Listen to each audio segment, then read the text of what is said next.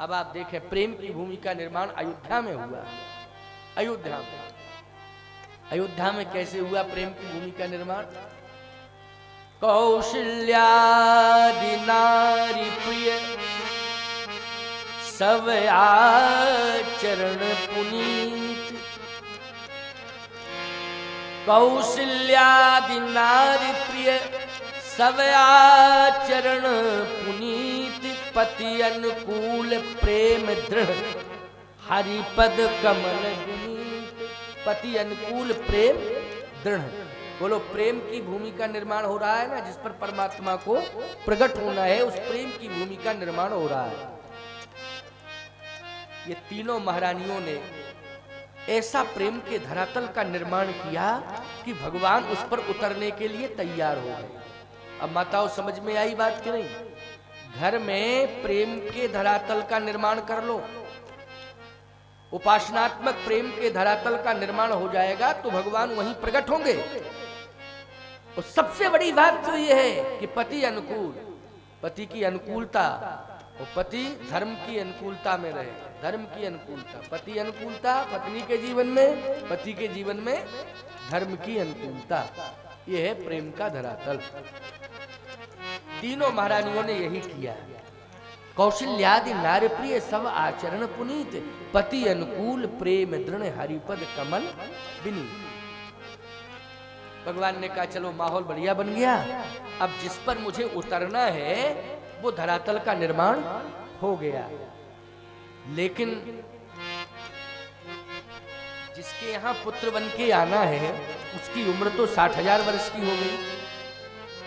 अच्छा एक बात बताओ भैया, बुढ़ापे में अगर संतान हो, वैसे तो 60 साल बहुत होते हैं, 60,000 साल तो बहुत ही ज्यादा हो गए। क्यों? 60 साल बहुत होते हैं, लेकिन 60,000 साल तो बहुत ज्यादा हो गए। बुढ़ापे में अगर संतान हो किसी के, तो मैं एक बात बताऊंगा आपको, व्यक्ति को भले ही प्रसन्नता मिल जाए, लेकिन पड़ोसियों को तो ऐसा लगेगा ही यार क्या हो रहा है। क्यों? ये है क्या तमाशा है? पता नहीं लोग क्या क्या कहना शुरू कर देंगे। क्यों? भले व्यक्ति को प्रसन्नता मिल जाए, लेकिन सावधानी से सुनना, बड़ी महत्वपूर्ण बात बता रहा हूं। भगवान ने कहा मर्यादा भी बच जाए। मैं जिसका पुत्र बनकर के जा रहा हूं, जिसे मैं पिता बना रहा हूं, अपयश का पात्र न बन जाए कि बुढ़ापे में संतान। क्यों भाई? अपयश न मिले। मैं अपने पिता को, जिसे मैं पिता बनाने जा रहा हूं, उसको मैं अंतिम श्वास तक यश से जोड़ूंगा। यश, यश ही यश, अपयश न मिले। पुत्र का भी ये धर्म कहता है कि मैं अपने माता पिता को यश से जोड़ूं, यश मिले सदा। मैं ऐसा काम करूं कि उस कर्तृत्व व्यक्तित्व से माता पिता को यश मिले। क्यों भाई? और माता पिता का भी व्यक्तित्व ऐसा रहे कि सदा यश ही यश मिलता रहे, अपयश के पात्र वो न बने। वो भी ऐसा काम न करे कि जिसमें अपयश मिले, और पुत्र भी ऐसा काम न करे कि माता पिता को अपयश मिले।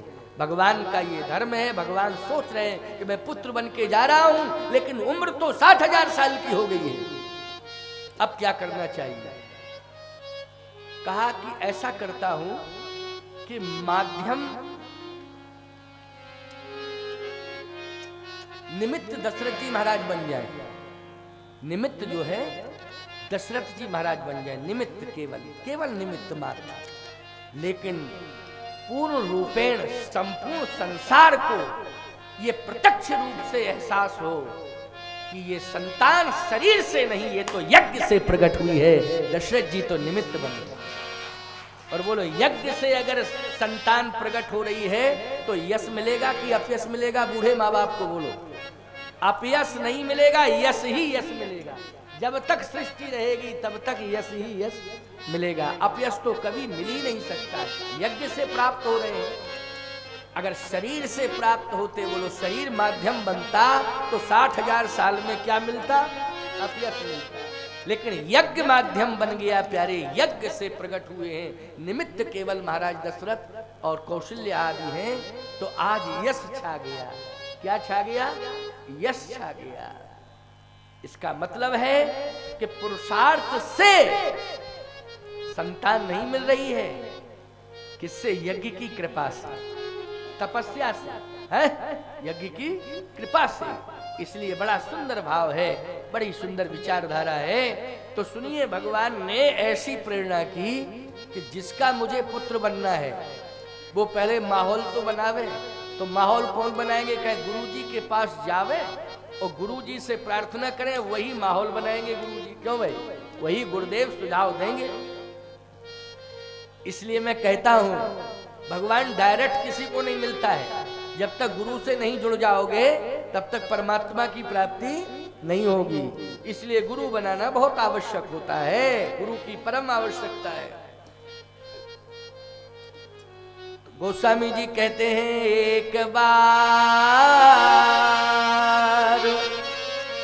एक बार 60,000 साल की उम्र है, एक बार भूपति मन माही,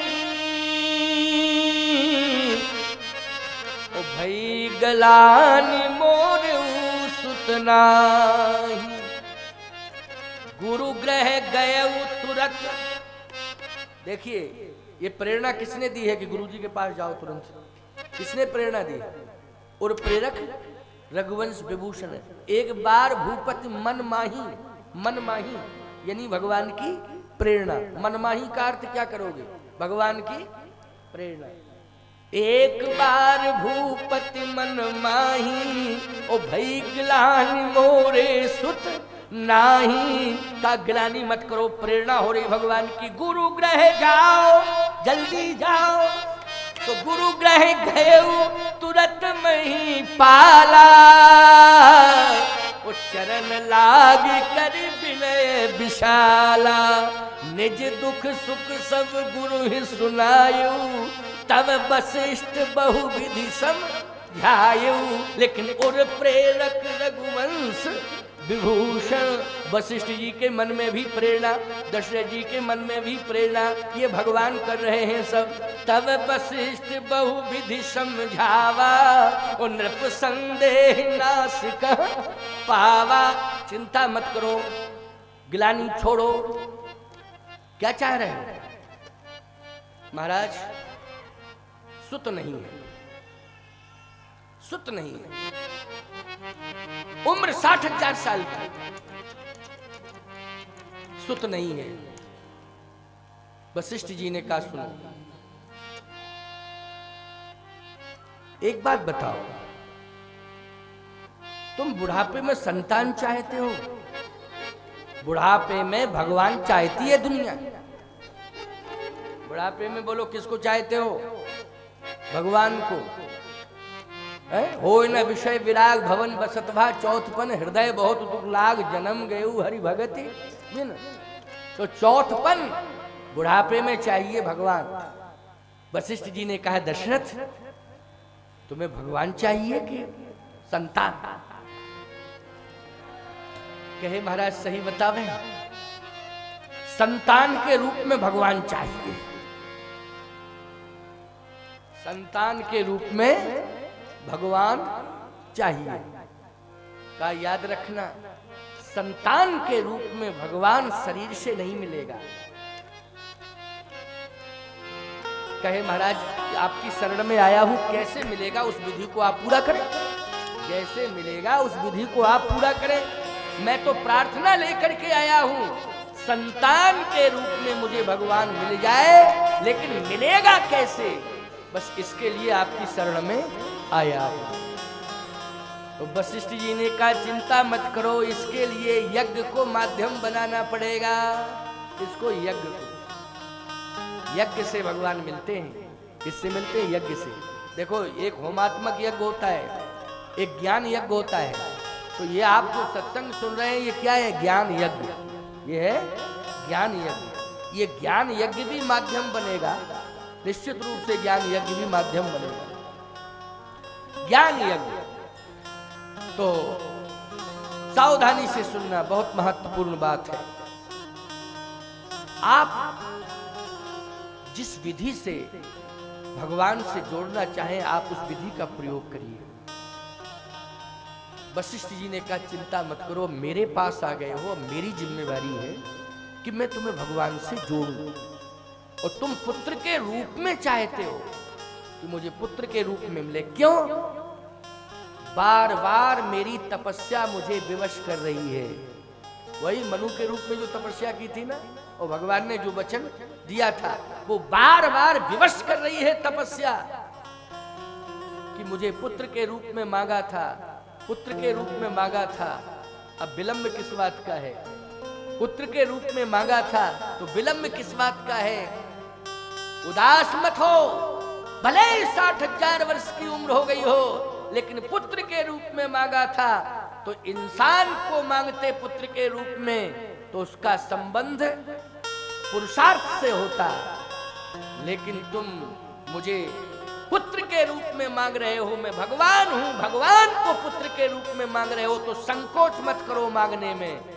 भगवान तो अंतिम श्वास तक भी प्रकट हो सकता है, बस श्रद्धा रहनी चाहिए, विश्वास होना चाहिए, श्रद्धा होनी चाहिए। अंतिम श्वास निकलने तक भी भगवान प्रकट हो सकता है। हो सकता है कि नहीं हो सकता है? दर्शन दे सकता है। प्यारे, आपने अजामिल की कथा सुनी है श्रीमद् भागवत में। अजामिल की कथा, अंतिम श्वास में भगवान का दर्शन हुआ कि नहीं हुआ? मरने जा रहा था, यमदूत तो आ ही गए थे। नारायण का तो भगवान ने अपने पार्षद भेज दिए। पार्षद भेजे तो बोलो अंतिम श्वास, मृत्यु के समय गंगा द्वार की चर्चा है कि वहां भगवान का दर्शन हो गया। भगवान ने दर्शन दिया, भगवान को प्राप्त कर लिया उसने। तो अंतिम श्वास में भी तो भगवान का दर्शन हो सकता है। ऐसा क्यों सोचते हो कि हमारी इतनी उम्र हो गई? सारी दुनिया को यह बता दिया है कि आज मैं यज्ञ से प्रकट हो रहा हूं। किससे हो रहा हूं? यज्ञ से। इसलिए श्रृंगीर सही, श्रृंगीर सही वशिष्ठ बुला, श्रृंगीर सही वशिष्ठ बुलावा, श्रृंगीर सही वशिष्ठ बुलावा, श्रृंगीर सही वशिष्ठ बुलावा, पुत्र काम शुभ जग करावा, पुत्र काम शुभ यज्ञ करावा, पुत्र काम शुभ जग करावा, पुत्र काम शुभ यज्ञ करावा, श्रृंगीर सही वशिष्ठ बुलावा, श्रृंगीर सही वशिष्ठ बुलावा, पुत्र काम शुभ जग करावा।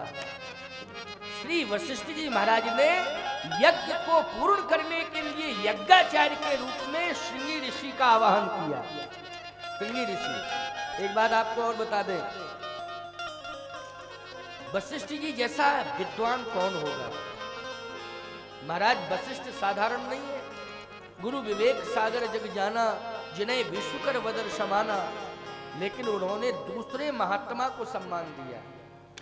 याद रखना, जहां एक दूसरे को सम्मान देने का भाव आ जाएगा, वहां परमात्मा अवश्य ही आएगा, एक ना एक दिन जरूर आएगा। एक कितना सूक्ष्म भाव छिपा हुआ है, बोलो छिपा कि नहीं? एक दूसरे को सम्मान देने की भावना जिस दिन परिवार और समाज के अंदर आ जाएगी, उसी दिन भगवान के आने का सुंदर संकेत मिल जाएगा। विलंब नहीं करना प्यारे, एक दूसरे को सम्मान देने के लिए तत्पर हो जाओ, तैयार हो जाओ, भगवान के आने का मार्ग प्रशस्त हो जाएगा। श्रृंगी ऋषि वशिष्ठ बुलावा, शुरुआत ही सम्मान से हो गई। वशिष्ठ जैसा विद्वान आज यज्ञ करने में सक्षम सामर्थ्यवान है, लेकिन सम्मान दे रहे हैं। श्रृंगी ऋषि को बुलाया कि महाराज आप यज्ञाचार्य बने, स्वयं नहीं बने यज्ञाचार्य, स्वयं बन सकते थे, क्षमता है हमने, लेकिन किसे बुलाया है? श्रृंगी ऋषि को यज्ञाचार्य। इसका मतलब है कि जहां सम्मान देना प्रारंभ होगा, वहां भगवान के आने का क्रम प्रारंभ हो जाएगा। यज्ञ की वेदी पर आचार्य स्थान पर स्थापित किया है श्रृंगी ऋषि को। श्रृंगी ऋषि जी आए, वशिष्ठ जी बुला रहे हैं, बहुत बड़े महात्मा हैं, कोई साधारण नहीं है, बुला रहे हैं वशिष्ठ जी महाराज। श्रृंगी ऋषि आए, श्रृंगी ऋषि को बड़े सम्मान पूर्वक महात्मा वशिष्ठ ने आचार्य स्थान पर बिठाला, यज्ञ के आचार्य बन गए।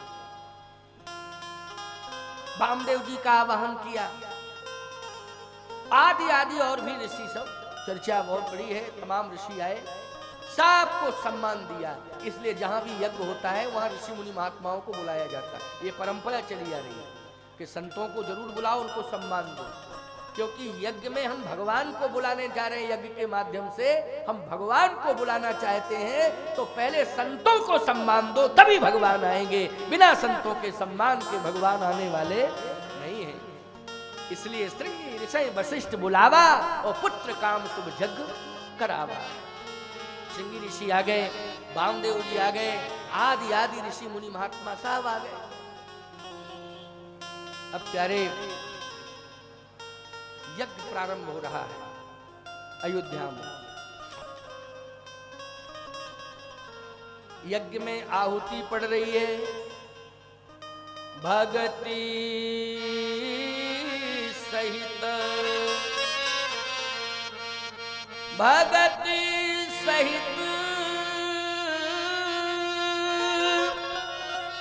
मुनि आहुति दीन है,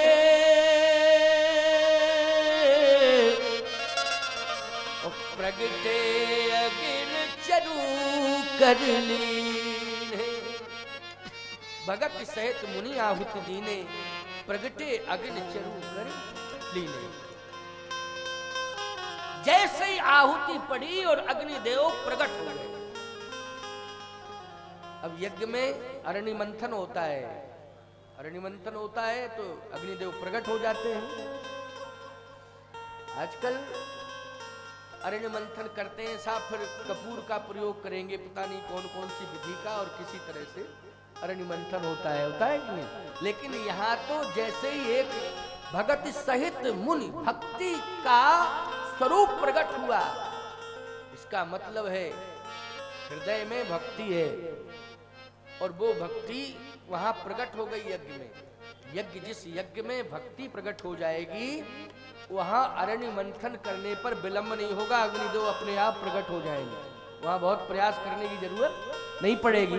तो यहाँ पर भक्ति का जैसे ही स्थापन हुआ, भक्ति का वातावरण हुआ, और जैसे ही अग्निदेव प्रकट हुए साहब, तो अग्निदेव हविष्यान्न लेकर प्रकट हुए। हविष्यान्न मानी खीर, हविष्यान्न मानी खीर, खीर लेकर के प्रकट हुए। जैसे ही खीर लेकर के अग्निदेव प्रकट हुए, यह है प्रसाद, और इसी खीर में परमात्मा तत्व छुपा हुआ है। परमात्मा इसी से प्रकट होगा, है ना, इसी से परमात्मा प्रकट होगा। जैसे ही वो हविष्यान्न लेकर के अग्निदेव प्रकट हुए, सब देख रहे हैं कि अग्निदेव कुछ लेके प्रकट हुए हैं। बोले क्या है कि हविष्यान्न है। अग्निदेव केवल हविष्यान्न लेके प्रकट ही नहीं हुए, बोल पड़े, जो वशिष्ठ कछु हृदय विचारा, और सकल काज भासिध तुम्हारा। हे दशरथ, जो गुरुदेव ने सोचा और तुम्हें जो वचन दिया है, वो संपूर्ण कार्य तुम्हारा सिद्ध हुआ। करना इतना ही है, यह हबी बाट देहु नृप जाई, और जथा जोग यही भाग बनाई। ये प्रसाद जो है तीनों महारानियों में बांट दो। बस इस प्रसाद को जैसे ही वो ग्रहण करेंगी, तैसे ही तुम्हारी मनोकामना पूर्ण हो जाएगी। अब इसका मतलब है कि पूरे विश्व को मालूम चल गया कि इस प्रसाद से संतान हो रही है। क्यों भाई, किससे हो रही है संतान? इस प्रसाद से, जो प्रसाद दिया जा रहा है। बोलो भाई, इस प्रसाद का संबंध शरीर से है कि यज्ञ से है? जल्दी बोलो। यज्ञ से है, शरीर से कोई लेना देना नहीं है, यज्ञ से है। यज्ञ ने प्रसाद दिया है, का बांटो, और ये तीनों महारानियों को बांट देना, तीनों को। जाओ तुम ले जाओ, बांटो, माध्यम तुम बन गए, तुम्हारे हाथ से बटेगा, ये दिया जाएगा तुम्हारे हाथ से, जाओ दो। महाराज दशरथ ने उस प्रसाद को लिया, मस्तक से लगाया, चल दिए। तीनों महारानियां खड़ी हैं, जथा जोग जई भाग बनाई। जथा जोग भाग बनाना, वितरण प्रणाली में कहीं किसी प्रकार का कोई अवरोध नहीं होना चाहिए। हाँ, इसलिए वितरित करना, जिस विधि से मैं बता रहा हूं उसी विधि से वितरित करना। ठीक है महाराज। महाराज दशरथ जैसे ही गए, अब देखिए आप, यहाँ यज्ञ भगवान ने कहा था जिस विधि से मैं जो विधि बताऊं उसी विधि से वितरित करना, ये अभी अभी तो बताया, लेकिन वहां जाके मन बदल गया। अब ये मन किसने बदला? जल्दी बोलो। भगवान ने बदला कि नहीं? नहीं, गड़बड़ हो जाएगा, उस विधि से गड़बड़ हो जाएगा। क्यों? जथा जोग में 3 भाग होंगे और हम समेत 4 होंगे। क्यों भाई? जथा जोग में कितने होंगे? 3 ही भाग होंगे, और हम समेत कितने होंगे? 4 होंगे। हमें 3 की जरूरत है। अच्छा एक बात बताओ, संतुलन बनाने के लिए 4 की जरूरत होती है। जैसे कहीं कोई संतुलन, वैचारिक संतुलन बिगड़ रहा है, वो आपस में 2 लोग तैयार नहीं है, तो फिर यही कहते हैं कि ना तुम हमारी मानो ना हम तुम्हारी माने, 4 लोग जैसा कहे वैसा मानो। तो यही कहते हैं ना, ऐसे ही तो कहते, 4 लोग जैसा कहे वैसा मानो, ना हमारी तुम मानो ना तुम्हारी हम मानो, 4 लोग जैसा कहे वैसा मानो। इसका मतलब है 4 संतुलन बनाते हैं। मैं आपसे पूछ रहा हूँ, जिस सिंहासन पर मैं बैठा हूँ इसमें पैर कितने हैं? 4 हैं। अगर 2 अलग कर दिए जाए 2 रहें, या 1 अलग कर दिया जाए 3 रहें, तो ये फिर हम बैठेंगे क्या? पूरा संतुलन बिगड़ जाएगा कि नहीं बिगड़ जाएगा? सीधी सी बात यह है कि भगवान कहते हैं कि मेरा संतुलन बनाने के लिए 3 मेरे विशेष अंग हैं जो मेरे साथ आएंगे, और प्रसाद अगर 3 में बांटा जाएगा, विभाजित करके जथा जोग जय भाग बनाई, तो उसका मतलब है कि यज्ञ का प्रसाद 3 को मिला तो 3 ही आना चाहिए, 3 पुत्र होना चाहिए, लेकिन होना है 4। इसलिए जैसे ही दशरथ जी पहुंचे तो हम मन बदल गया। और मन किसने बदला? भगवान ने बदला। मन बदला तो हुआ क्या? अर्ध भाग, डायरेक्ट पहले सीधा आधा भाग। कौशल्य ही दीना रहो सुभय भाग पुनि कीन्हा। अर्ध भाग कौशल्य दीना, सीधा डायरेक्ट आधा भाग दिया कौशल्या जी। अब बोलो भाई, जथा जोग में 3 भाग होना चाहिए था, लेकिन महारानी 3 है तो आधा दे दिया है कौशल्या जी को। अब आधा बचा, अब आधे में से अब 2 है ना लेने वाले, केकई और सुमित्रा, सुमित्रा जी और केकई जी, इन दोनों को देना तो आधे में से आधा करना पड़ेगा। लेकिन वो सुन रही थी, और खासतौर से केकई ज्यादा कान लगाए थे, समझ रहे हैं कि नहीं? केकई जी ज्यादा कान लगाए थे। तो जैसे ही आधे में से आधा लेकर के दशरथ जी आधे में से आधा करके केकई को देने लगे, तो हाथ पर रखा ही है तो केकई उछालने लगी उस प्रसाद को। तो बोली ये बताओ, आधे में से आधा, क्या यही कहा था यज्ञ भगवान ने? आधे में से आधा ये कहा था। जथा जोग जय भाग बनाई तो 3 भाग करना चाहिए था, आधा दे दिया और आधे में से आधा। अब सोचो जरा, प्रसाद बट रहा है, लेकिन प्रसाद बटने में व्यवधान भी पड़ रहा है। व्यवधान पड़ गया कि नहीं? अच्छा, किसी ने विवश नहीं किया था दशरथ जी को कि आप आधा कौशल्या को दे दो, 3 भाग की कहीं 3 कर देना चाहिए था। कोई कह थोड़ी रहा कि कौशल्या जी ने ये कहा था कि आधा हमको दे दो फिर बाद में बांटना, ऐसा नहीं। वो तो महाराज ने अपने मन से दे दिया, अर्ध भाग कौशल्य दीना। दशरथ जी ने कहा रुको रुको रुको रुको, शांत रहो, पति अनुकूल प्रेम दृढ़। देखो प्रेम में थोड़ा किंतु लग रहा है, किंतु लग रहा है कि नहीं लग रहा है? क्योंकि प्रसाद मिला तो प्रसाद को उछालने लगी वो, और कहती है ये बताइए 3 भाग होने चाहिए थे तो आधा दे दिया कौशल्या जी को और आधे में से आधा करके मुझे दे रहे हो, ऐसा क्यों? कौशल्या जी ने कहा सुनो बहन, उदास मत हो, मेरे को जो मिला है उस पर भी तुम्हारा अधिकार है, तुम्हारा अधिकार है, ये मैं तुम्हें दे रही हूं।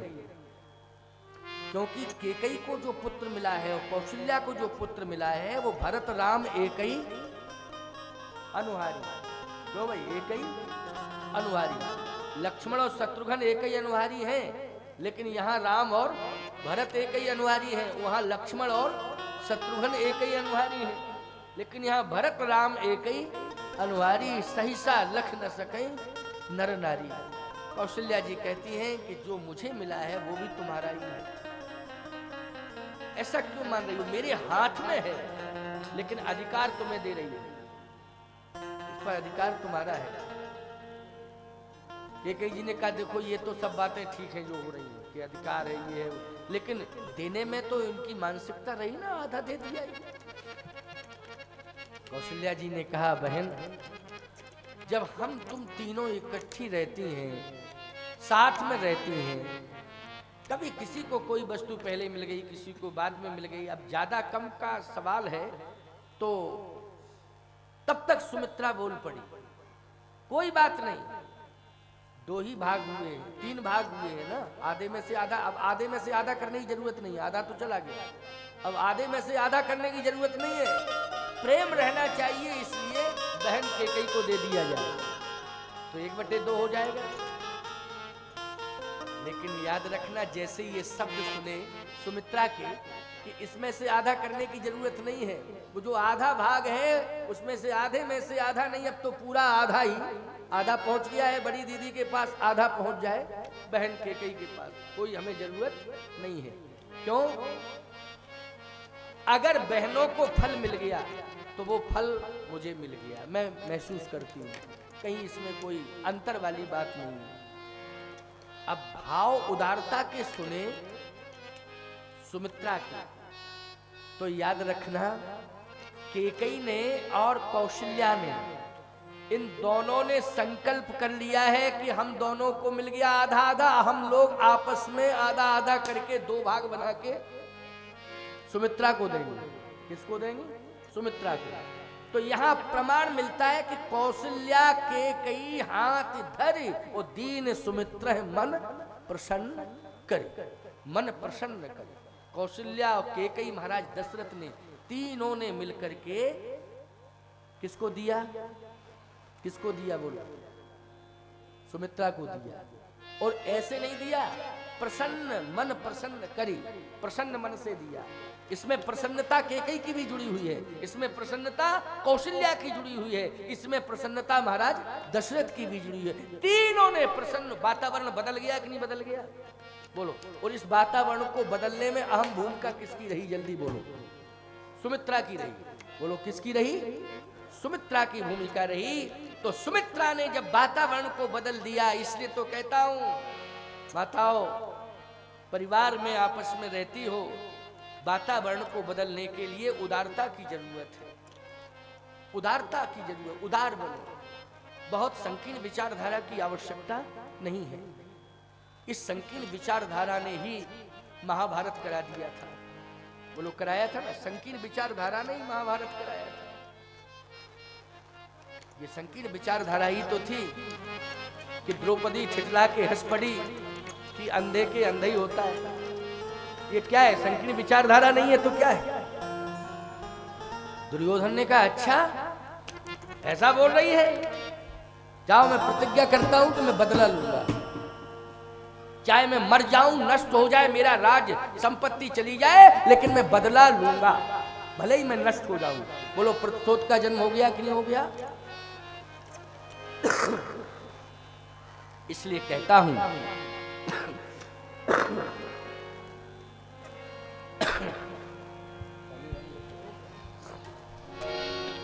विचारधारा में उदारता होनी चाहिए। संकीर्णता नहीं होनी चाहिए, आवश्यकता है उदारता की।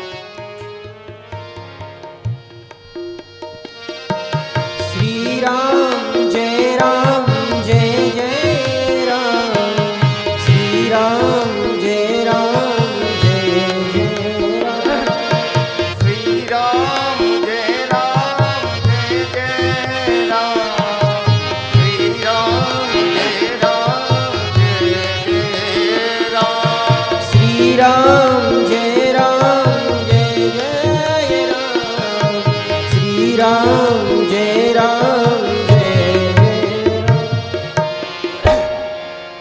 बोलिए सच्चिदानंद भगवान की। आज धन्य है सुमित्रा, जिसकी उदारता ने वैचारिक प्रदूषण को समाप्त कर दिया। दीन सुमित्र मन प्रसन्न कर, प्रसन्नता पूर्वक वो प्रसाद दोनों महारानियों ने महाराज दशरथ के सहयोग से सुमित्रा जी को दिया। 2 भाग मिल गए सुमित्रा को। जब 2 भाग मिले तो निश्चित है कि 2 पुत्र होंगे, 2 पुत्र होंगे। और भगवान यही चाहते थे कि नहीं चाहते थे? वो लोग क्या चाहते थे भगवान? कि संतुलन बनना चाहिए। अगर जथा जोग जाए भाग बनाई, 3 भाग मिलेंगे तो 3 पुत्र होंगे। वो तो प्रसाद से आने हैं। क्यों भाई? प्रारब्ध से नहीं आने हैं। किससे आने हैं? प्रसाद से। प्रारब्ध से नहीं, प्रसाद से। तो प्रसाद के 3 भाग होंगे तो 3 पुत्र होंगे, 4 होंगे तो 4 होंगे। तो दीन सुमित्र ही मन प्रसन्न कर। अब जैसी प्रसन्नता लौटी और 2 भाग मिल गए सुमित्रा जी को, तो सुमित्रा जी को ये निश्चित हो गया, सुमित्रा जी के लिए निश्चित हो गया और सबको ये महसूस भी हो गया कि अब प्रसाद के 2 भाग अगर सुमित्रा को मिले तो 2 पुत्र होंगे। ये चर्चा होने लगी, देवता जय जयकार करने लगे, धन्य है सुमित्रा, अब तो तुझे 2 पुत्र मिलेंगे, धन्य है सुमित्रा। संतों ने भी जय जयकार करना शुरू कर दिया, धन्य है तेरी उदारता ने आज माहौल बदल दिया, तेरे 2 पुत्र होंगे। तो आंखों में आंसू भर के कहती है कि कृपा तो दोनों बहनों की है। अगर दोनों बहनों ने कृपा ना की होती तो ये अधिकार, ये प्रसाद का अधिकार मुझे कैसे मिलता? लेकिन आज अगर दोनों बहनों ने उदारता का परिचय दिया है और मुझे प्रसाद देकर के कृतार्थ किया है, और कहीं इस दिव्य प्रसाद से 2 पुत्र मुझे होते हैं, तो 1 पुत्र तो मैं बड़ी दीदी कौशल्या जी के बेटे की सेवा में लगा दूंगी और दूसरा बेटा मैं कैकेयी दीदी के बेटे की सेवा में लगा दूंगी। अपने पास में 1 भी पुत्र नहीं रखूंगी। और बोलो 2 पुत्र हुए लक्ष्मण और शत्रुघ्न, तो लक्ष्मण को राम की सेवा में लगा दिया और शत्रुघ्न को भरत की सेवा में लगा दिया। बोलो भगवान आएंगे कि नहीं आएंगे? जहाँ ऐसा वातावरण होगा, जहाँ इस प्रकार का वातावरण होगा, निश्चित भगवान आएंगे। और जहाँ ये समर्पण का भाव सुमित्रा में देखा, कौशल्या और कैकेयी में देखा, तो आज भगवान ने अनुकूलता बना दी। जोग लगन ग्रहिवार सकल भय अनुकूल, चर और अचर हर्ष जुत, राम जन्म सुख मूल। अनुकूलताएं आ गई, और जैसे अनुकूलताएं हुई, अब भगवान के आने का मार्ग प्रशस्त हो गया। भगवान आ रहे हैं। जोग लगन ग्रहिवार तिथि सकल भय अनुकूल, चर और अचर हर्ष जुत, राम जन्म सुख मूल। सब प्रसन्न हैं, सब भगवान के आने का इंतजार कर रहे हैं। प्यारे, यहाँ अयोध्या का वातावरण ही बदल गया। यहाँ चारों तरफ मंगल ही मंगल। सब बुधपुरी मनोहर जानी। अब तो ये अयोध्या की स्थिति क्या है? सब विधिपुरी मनोहर जानी, सकल सिद्ध प्रद मंगल खानी, सकल सिद्ध प्रद मंगल खानी। मंगल की खानी। बोलो अयोध्या क्या है? मंगल की खानी है। क्यों? मंगलम भगवान विष्णु साक्षात पधार रहे हैं ना। प्यारे, चारों तरफ मंगल ही मंगल है। हम लोग ये अनुभव करें कि अब भगवान आने ही वाले हैं। इधर नारद जी से भगवान कह रहे हैं कि नारद जी अब मैं जा रहा हूं। नारद वचन सत्य सब करी हो, मैं जा रहा हूं नारद जी। नारद जी बोले अकेले मत जाओ। अकेले क्यों जा रहे हो? क्यों? बोले हमें वचन ये दिया था परम शक्ति समेत अवतरी हो, शक्ति के सहित आऊंगा। अकेले क्यों जा रहे हो? शक्ति को क्यों छोड़ के जा रहे हो? शक्ति के साथ जाओ,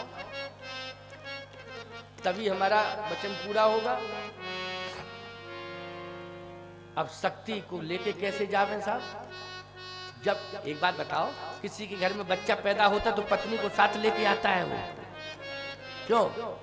पत्नी को साथ लेके तो नहीं आता है कि पत्नी के सहित पैदा हो जाए, ये तो कभी हुआ ही नहीं है। नहीं ऐसा हो सकता है। और नारद जी कहे अकेले क्यों जा रहे हो? परम शक्ति समेत अवतरी हो। इसका मतलब है कि भगवान चतुर्भुजी रूप में प्रकट हुए हैं। क्यों? किस रूप में प्रकट हुए हैं? अच्छा एक बात बताओ, भगवान चतुर्भुजी पूर्ण विराट रूप में प्रकट हुए हैं। अब कल्पना करिए आप कि बालक शिशु रूप में होता है कि विराट रूप में होता है? बोलो, शिशु रूप में होता है। लेकिन भगवान किस रूप में प्रकट हुए हैं? भय प्रगट कृपाला दीन दयाला कौशल्या हितकारी। तब तक आप भगवान का पूजन कर लें। आइए हम छंद को दोहराएंगे, गाएंगे, आप पूजन करिए। आइए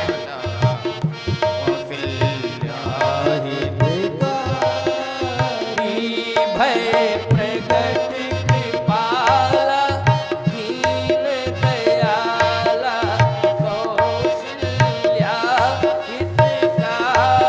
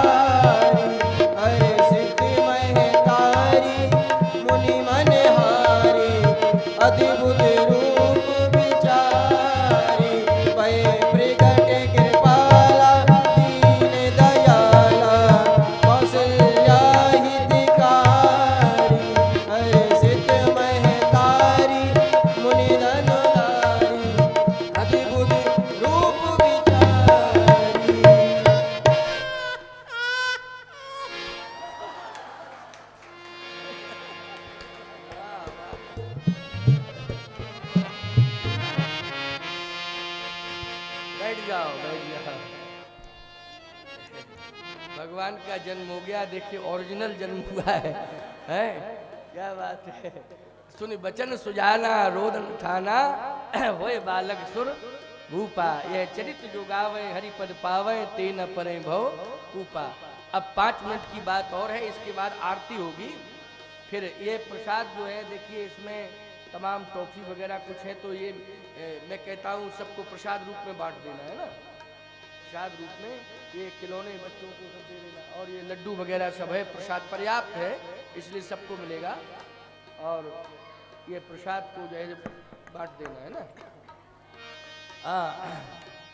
तो ध्यान से सुनो जरा, अंतिम बात है 5 मिनट की है। प्रगट भयो श्रीकंता, श्रीकंता इसमें उभय पक्षी अर्थ है कि श्रीकंता लक्ष्मी जी के पति प्रकट हुए हैं। क्यों भाई, लक्ष्मी जी के पति प्रकट हुए हैं, श्री जी के। दूसरा भाव इसमें क्या है, दूसरा भाव यह है कि श्री के सहित प्रकट हुए हैं, श्री के सहित निज आयुध भुजचारी। ये संभव है कि जब चतुर्भुजी भगवान नारायण प्रकट हो रहे हैं तो लक्ष्मी जी के आने में कोई शंका नहीं है। जब भगवान ही और निज आयुध भुजचारी, ब्रह्मांड निकाया निर्मित माया, स्पष्ट रूप से वर्णन आता है। और कौशल्या माँ ने दर्शन भी चतुर्भुजी रूप का किया, तो दोनों का ही दर्शन हुआ है। ये भाव जगत की बात है। नारद बचन सत्य सब करी हो, परम शक्ति समेत अवतरी हो। अब स्थिति यह है कि कौशल्या जी के सामने मान लीजिए दोनों हैं, भगवान विष्णु और लक्ष्मी, दोनों हैं। अब जब दोनों हैं तो कौशल्या जी ने कहा कि पहली समस्या तो ये है, क्या कहे आप संतुष्ट हैं? कहा पहले सुनिए तो, क्या कहे पहली समस्या तो ये है कि आप आए तो हो लेकिन चतुर्भुजी रूप में आए।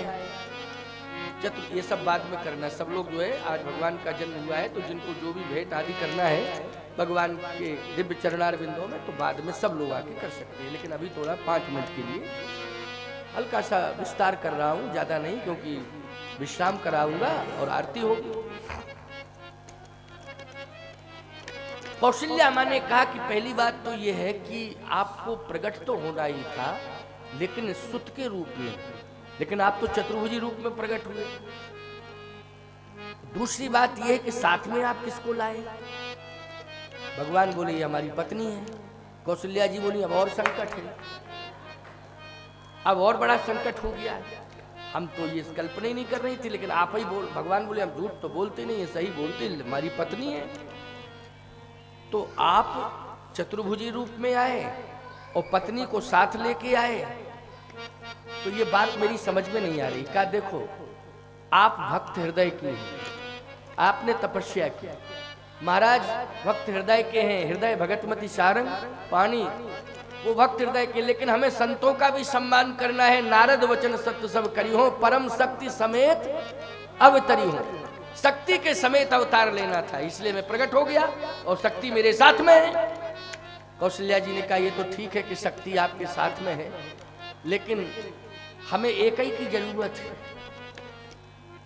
आपको 2 की जरूरत होगी लेकिन हमको 1 की जरूरत। अच्छा, ब्रह्म को शक्ति की भी जरूरत है, कौशल्या जी को ब्रह्म की जरूरत है, क्योंकि सुमरहि ब्रह्म सच्चिदानंदा, स्पष्टीकरण है। देखो व्याख्या बिल्कुल शुद्ध साफ है, सुमरहि ब्रह्म सच्चिदानंदा, तो हमें तो ब्रह्म की जरूरत है। अब आप शक्ति को लेकर के आए हो, ये आपको आवश्यकता है शक्ति की, लेकिन मुझे केवल ब्रह्म की जरूरत है। और ब्रह्म को प्राप्त करने के लिए ही मैंने तपस्या की थी, और वो तपस्या मेरी पूर्ण हो गई कि ब्रह्म मेरे सामने आ गया। अब शक्ति को आप साथ लेकर आए तो आपको आवश्यकता है शक्ति की, मुझे आवश्यकता नहीं है। और मेरी एक प्रार्थना और है कि कीजिए शिशु लीला, छोटा शिशु बनना पड़ेगा। लक्ष्मी जी बोले हमारे सामने मत बनना शिशु, लक्ष्मी जी बोले हमारे सामने शिशु मत। अच्छा एक बात बताओ, पत्नी के सामने पति छोटा बच्चा बन के रोने लगे तो पत्नी वो अच्छा लगेगा? ईमानदारी से अच्छा लगेगा उसको? वैसे छोटा बच्चा माँ को अच्छा लगता है, छोटा बच्चा रोवे, शिशु लीला माँ को अच्छा लगता है, लेकिन पत्नी को, पति रोवे और बच्चा बन के रोवे तो है नहीं, तो ये अच्छा नहीं लगेगा। लक्ष्मी जी बोली मेरे सामने ये सब नहीं होना चाहिए। और अगर ऐसी कंडीशन थी तो मुझे लाए क्यों साथ में? और फिर यहां तो अयोध्या में मेरी आवश्यकता ही नहीं है। स्पष्ट रूप से यहाँ की महारानी कह रही है कि मुझे ब्रह्म की जरूरत है, शक्ति की जरूरत नहीं है। कह नारद बाबा ने कहा था, बोले नारद जी ऐसा ही काम करते हैं जब करते हैं तो, नारद जी ऐसा ही काम तो करते रहते हैं जब। भगवान ने कहा नहीं, नाराज मत हो, नाराज मत हो। अब देखें आप, ब्रह्म के सामने धर्म संकट है, बिना शक्ति के काम चल नहीं सकता है। और आज लक्ष्मी जी कह रही है ठीक है जरूरत नहीं है तो मैं जा रही हूँ। कहा नहीं नहीं नहीं, तुम चली जाओगी तो मेरी लीला अधूरी रह जाएगी। याद रखना उसी समय ब्रह्म धर्म संकट में फंसा, लेकिन ब्रह्म आया किसके लिए है? पृथ्वी का उद्धार करने के लिए आया है। बोलो किसके लिए आया है? पृथ्वी का उद्धार करने के लिए आया है। इसलिए ब्रह्म कहता है कि हे पृथ्वी, मैं बिना शक्ति के कैसे उद्धार करूंगा, मेरे सामने धर्म संकट है। उसी समय पृथ्वी प्रकट हो गई। कहा ब्रह्म को बेटे के रूप में कौशल्या स्वीकार करें, और शक्ति को पृथ्वी कहती बेटी के रूप में मैं स्वीकार करती हूँ। इसलिए लक्ष्मी को पृथ्वी ने अपनी गोद में ले लिया। देखिए साहब, बंटवारा हो गया कि नहीं हो गया? बोलो हो गया बंटवारा कि नहीं? अब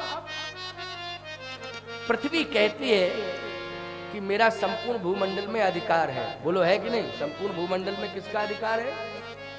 पृथ्वी का। पृथ्वी कहती है जहां के लोग, क्योंकि ब्रह्म, अयोध्या के लोग ब्रह्म को चाह रहे हैं, यहाँ का राजा किसे चाह रहा है? ब्रह्म को। लेकिन पृथ्वी कहती है मिथिला का राजा शक्ति को प्राप्त करना चाहता है, इसलिए आज मैं तुम्हें मिथिला ले जाऊंगी। तो पृथ्वी कहाँ ले गई शक्ति को? मिथिला की भूमि पर ले गई और वहां स्थापित कर दिया। जब स्थापित किया तो राजा के राज्य में अकाल पड़ा, जनक जैसे राजा के राज्य में अकाल पड़ा। और जब जनक जैसे राजा के राज्य में अकाल पड़ा तो सभी संतों ने एक ही सलाह दी, ये नहीं कहा यज्ञ करो।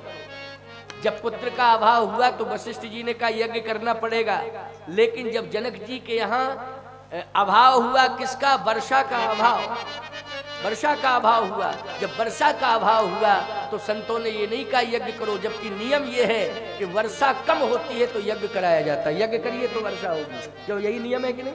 यज्ञ करिए तो वर्षा होगी। लेकिन संतों ने सुझाव दिया है कि वर्षा होगी, फिर करना क्या पड़ेगा? बोले जनक तुम्हें श्रम यज्ञ करना पड़ेगा। श्रम यज्ञ, कौन सा यज्ञ करना पड़ेगा? श्रम यज्ञ करना पड़ेगा जनक। ये नहीं कहा होमात्मक यज्ञ करना पड़ेगा। यहाँ तो होमात्मक यज्ञ हुआ, पुत्रेष्टि यज्ञ हुआ, भगत शयत मुनि आहुत दीने, लेकिन जनक तुम्हें श्रम यज्ञ करना पड़ेगा।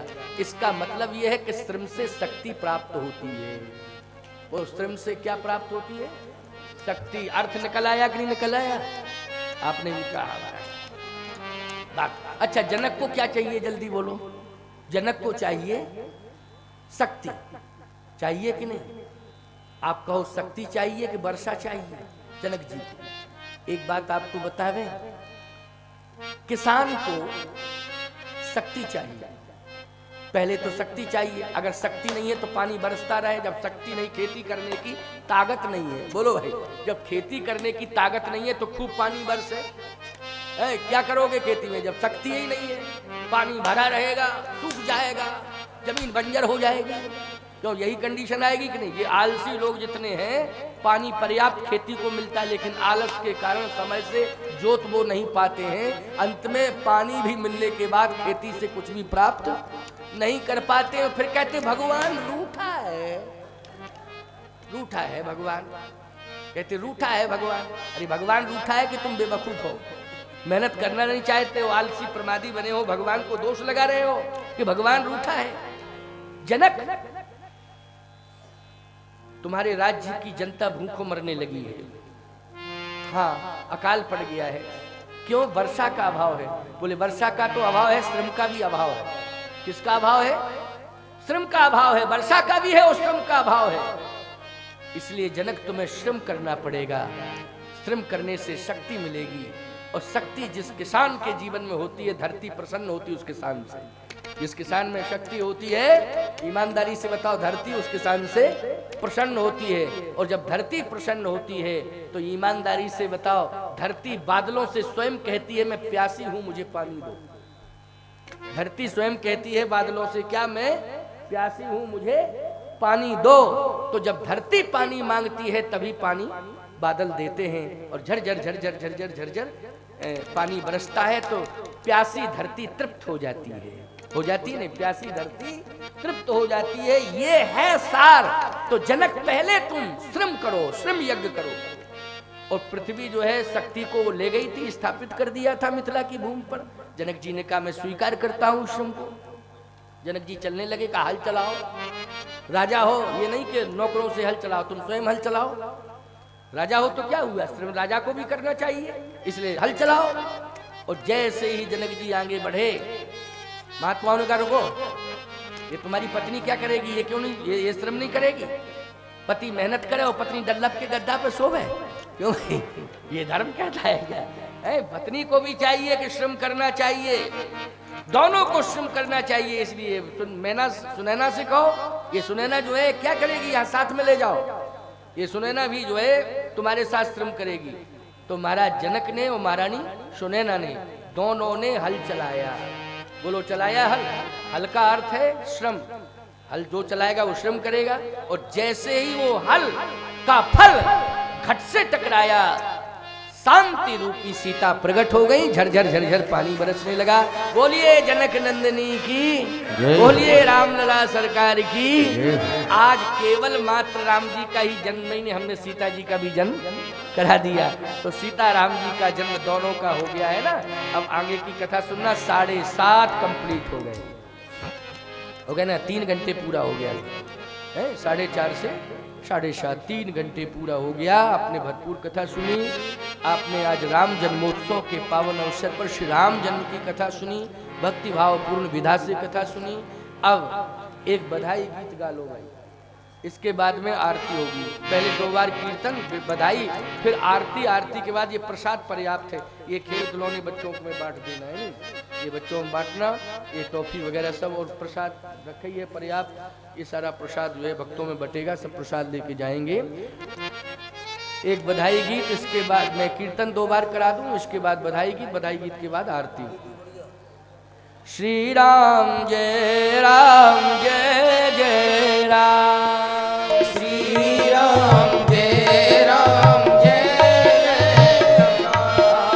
राम लला जय जनक लली, जय राम लला जय जनक लली, जय राम लला जय जनक लली, जय राम लला जय जनक लली, जय जय जय जय बजरंग बली, जय जय जय जय बजरंग बली, जय जय जय जय जय जय बजरंग बली, जय राम लला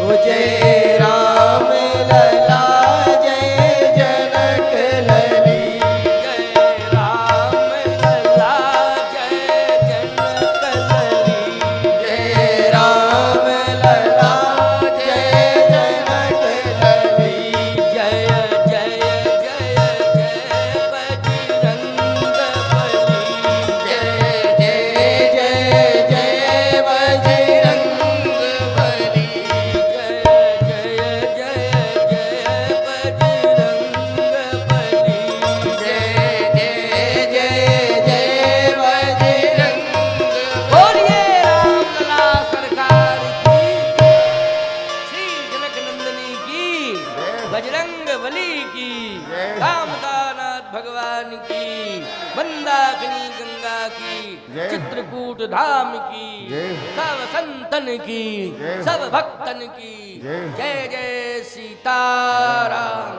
एक बधाई गीत सुन लो, बस आरती के बाद प्रसाद बटेगा। हाँ देखो, ये लड्डू वाला प्रसाद आज राम जन्मोत्सव पर दिल्ली से पधारे हुए हमारे शर्मा जी, श्री रमेश कुमार शर्मा, एवं उनके साथ में आए हुए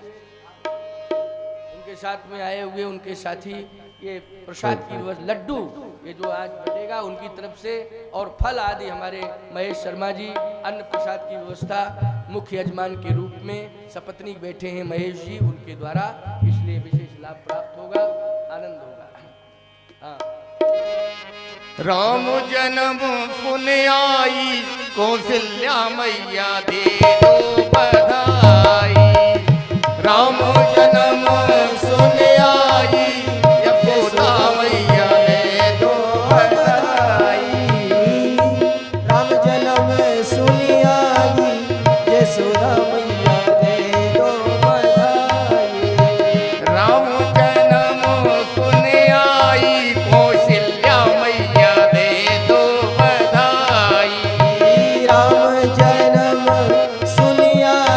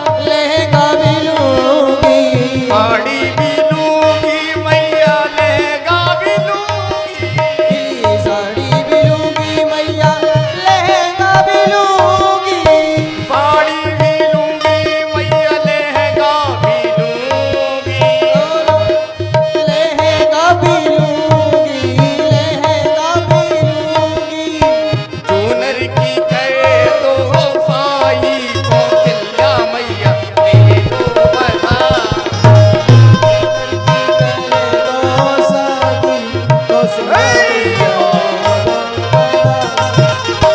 सुनर की करे दो साई कौशल्या मैया दे दो बधाई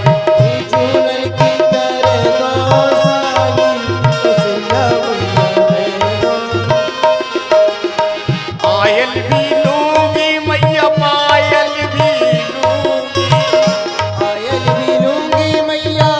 पायल भी लूंगी आयल भी लूंगी मैया आयल भी लूंगी मैया आयल भी लूंगी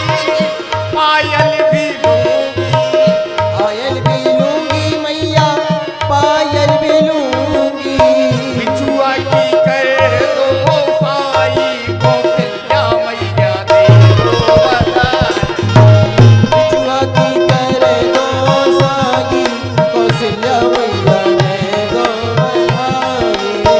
बिछुआ की कर दो साई कौशल्या मैया दे दो बधाई कौशल्या मैया दे दो बधाई राम जन्म सुन आई कौशल्या मैया दे दो बधाई राम जन्म सुन आई कौशल्या मैया दे दो